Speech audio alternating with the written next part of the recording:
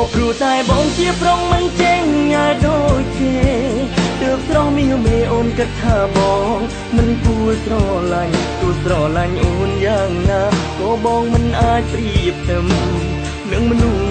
ទន្ទឹមក្បែរស្រីឡើយណាក៏ព្រោះតែបងជាប្រុងដែលមិនចេះចំរែងទើបអូនដកចេញទុករូបបងចោលនៅក្រៅសេវាមិនចេះលេងពាក្យសំដីរូបក៏មិនសូវសង្ហាគ្មានអោកឹងតាមយកបេះដូងពីអូនស្រឡាញ់អូនមិនដែលនិយាយឲ្យស្ងួនដឹងស្រឡាញ់អូនបានតែក្នុងចិត្តមាត់មិនក្លាហានមិនហ៊ានទាំងលោលេងសាច់នឹងកលយានស្នេហ៍ប៉ុន្មានដឹងបានត្រឹមតែបេះដូងខ្លួនឯងគេជាមនុស្សទៅមកក្រោយសងតែគេសមណាញ៉ែអូនបានជាសង្សារបងត្រឹមមិត្ត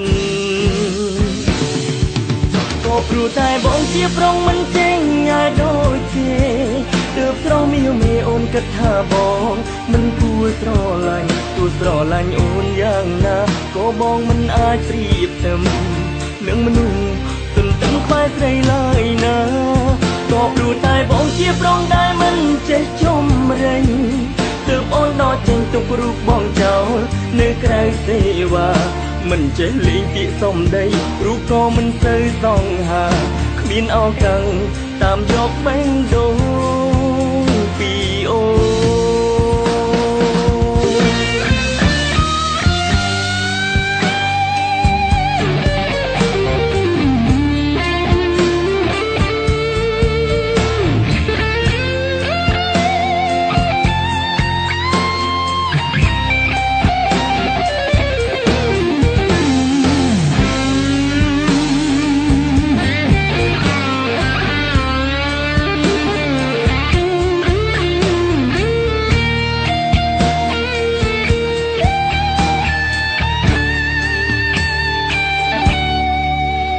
ស្រឡាញ់អូនមិនដែលនិយាយឲ្យស្ងួនដឹង